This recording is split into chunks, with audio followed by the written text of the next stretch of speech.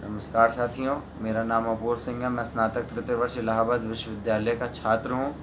और जैसा कि आप सब जानते हैं कि अभी कुछ दिन बाद 15 अगस्त आने वाला है, हमारा देश का इंडिपेंडेंस डे। तो उसके लिए आपको एडवांस में हैप्पी इंडिपेंडेंस डे और हिंदी में आप सबको स्वतंत्रता दिवस की हार्दिक शुभकामनाएं।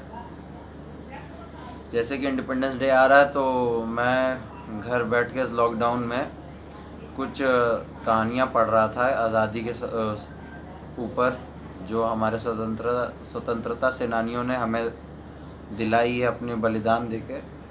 तो मुझे इतना तो था कि कुछ कई इतिहास हमें बताए भी नहीं गए। तो मैं उन्हीं में से एक पढ़ रहा था। महान लेखक हैं प्रशांत पोल जी करके, तो उनकी मैं पुस्तक पढ़ रहा था। तो उसमें उन्होंने मैंने कहानियाँ पढ़ी, तो उसमें से मुझे एक कहानी बहुत रोचक लगी, जिसके बाद मेरी इच्छा हुई कि मैं ये वीडियो बना के आप सबको भी ये जानकारी दूं। और मैं कोई प्रोफेशनल नहीं हूँ, तो थोड़ा बहुत 19-20 हो तो एडजस्ट कर लीजिएगा वीडियो में। पहली बार है, बस आप लोगों को जानकारी देने के लिए वीडियो बना रहा हूँ, बाकी थोड़ा एडजस्ट करिएगा। और क्या कहते हैं, जैसा कि कुछ समस्याएं तो आज़ादी की लड़ाई में ऐसी बीज डाले गए जो आगे जाके महाभारत और रामायण का स्वरूप लिया, और आज तक भारत उसका भुगतान कर रहा है कुछ गलतियों का। जैसे कि एक गलती का मैं उदाहरण देना चाहता हूँ, रिलेटेड है हमारे महात्मा गांधी जी से। मतलब उनकी मैं बुराई नहीं करूँगा, मैं बस थोड़ा बताना चाहता हूँ कि 1 अगस्त 1947 को आज़ादी से ठीक 15 दिन पहले महात्मा गांधी जी कहाँ थे और क्या कर रहे थे। इतने बड़े राष्ट्र नेता थे तो उनके बारे में भी पता होना चाहिए। तो 1 अगस्त को वो लाहौर से कश्मीर गए थे। वो उनका दौरा चल रहा था आज़ादी से पहले, देखने के ज़मीनी स्तर में देखने के लिए कि लोग खुश हैं कि नहीं, क्या समस्या है क्या नहीं। तो वो लाहौर से कश्मीर पहुँचे थे, क्या कहते हैं, वहाँ के लोगों से मिलने। उनके साथ एक जत्था चलता था, उनकी 2 भतीजियाँ और उनके निजी सचिव प्यारे लाल जी। तो ये लोग 4-5 लोग पहुँचे थे कश्मीर। लेकिन कश्मीर में एक नेता का ज़्यादा प्रभाव था। वो बेस्ट फ्रेंड कहा जाता है पंडित जवाहरलाल नेहरू जी का, शेख अब्दुल्ला साहब। तो उनका बहुत दबाव था कश्मीर में। तो उस दबाव के कारण से चाचा नेहरू जी ने महात्मा गांधी से कहा था कि आप कश्मीर मत जाइए। तो महात्मा गांधी ने कहा नहीं, कश्मीर तो जाना चाहिए, कम से कम वो तो पता तो चले वहाँ की समस्या। तो उन्होंने कहा अच्छा ठीक है जाइए, लेकिन वहाँ किसी नेता से मिलिएगा नहीं। और उस टाइम शेख अब्दुल्ला साहब जेल में थे। महाराजा हरि सिंह ने उन्हें जेल में रखा हुआ था, शेख अब्दुल्ला साहब को, देश विरोधी, कश्मीर विरोधी आंदोलन चलाने के लिए। उस टाइम वो नारा लगाते थे कि छीन के लेंगे आज़ादी, लड़के लेंगे आज़ादी। तो ये नारा भाइयों जो आजकल ट्रेंडिंग में है, ये पुराना है। जब जब ये फैले हैं तब तब ये फूटे हैं। तो पहले तो मजबूर नेता हुआ करते थे तो भारत के टुकड़े हुए, अब मजबूत नेता हैं तो इनके नारे से कोई फ़र्क नहीं पड़ रहा है। तो शेख अब्दुल्ला साहब जेल में थे, बातें अपनी भीड़ को उकसाते थे, कहते थे कि ये जन्नत हमारी है और इस जन्नत का राजा एक हिंदू कैसे हो सकता है। तो उसकी सज़ा काट रहे थे जेल में। लेकिन गांधी जी आए हैं तो मन में तो खलबली मची है कि इतना बड़ा नेता है, लोग इतना मानते हैं, तो ये यहाँ क्या करने आए हैं। और नहीं रोक रहे हैं, ये कश्मीर आ ही गए। तो इन्होंने क्या किया, इनकी बेगम हुआ करती थी अकबर जहान नाम की, वो और कुछ नेशनल कॉन्फ्रेंस के बड़े नेता गांधी जी की व्यवस्था और इंतज़ाम की आड़ में उनको रेडार में रखा। मतलब क्या कहते हैं, कौन उनसे मिल रहा है कौन नहीं, उस व्यवस्था के नाम पे उनको घेर लिया, एक बनाया व्यवस्था कि कोई उनसे मिल ना पाए। लेकिन एक रामचंद्र काक करके एक व्यक्ति थे, महाराजा हरि सिंह द्वारा नियुक्त किए गए कश्मीर के पहले संवैधानिक व्यक्ति। रामचंद्र काक जी जो हैं, वो क्या कहते हैं, 3 अगस्त को 2 दिन बाद गांधी जी के पास पहुँचे और एक सील्ड लिफाफा लेकर पहुँचे। तो वो जब उन्होंने गांधी जी को दिया तो वो सील्ड लिफाफा देख के ही गांधी जी समझ गए कि इसको सबके सामने नहीं खोलना। और उस लिफाफे में लिखा था कि क्या कहते हैं, आप एक बार महाराजा हरि सिंह से मिलके एक बार समस्या का सुन लीजिए, ये कश्मीर में समस्या क्या है। लेकिन नेहरू जी के दबाव के कारण वो मिल ही नहीं पा रहे थे, और अब्दुल्ला साहब जी के बारे में जो उनके बेस्ट फ्रेंड थे, उनकी वजह से। और रामचंद्र काक जी के बारे में आपको एक मैं बहुत रोमांचक कहानी बताना चाहता हूँ कि रामचंद्र काक और चाचा नेहरू जी की कभी भी नहीं पटती थी।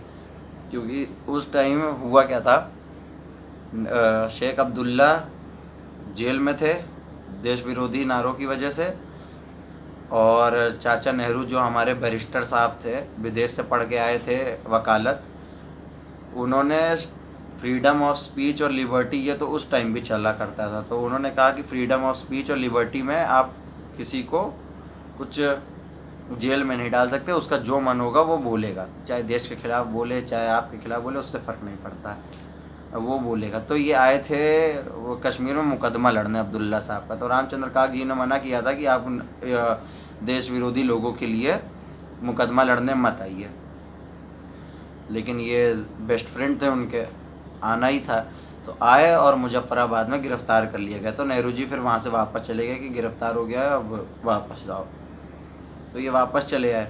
तो रामचंद्र काक और नेहरू जी में कभी नहीं पटती थी, और इतना कोशिश करने के बाद भी गांधी जी से नहीं मिलने दिया गया हरि सिंह जी को, और जैसे तैसे नेहरू जी के बड़े नेक्सस और दबाव के कारण गांधी जी को वापस आना पड़ा।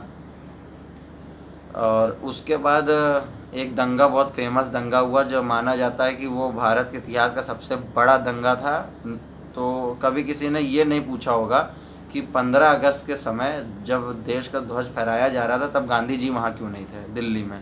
उन्हें दिल्ली में होना चाहिए, सबसे बड़े राष्ट्रीय नेता थे, लेकिन वो 15 अगस्त की रात को नोवाखली, बंगाल में एक जगह है नोवाखली, वहाँ पे थे। वहाँ भारत के इतिहास का सबसे बड़ा दंगा हुआ था, और उन्होंने कहा था कि जहाँ मेरा देश जल रहा है तो मैं ऐसे में खुशियाँ कैसे मना सकता हूँ। तो वो बंगाल में के नोवाखली में लोगों के बीच थे और उन्हें बचाने की कोशिश कर रहे थे।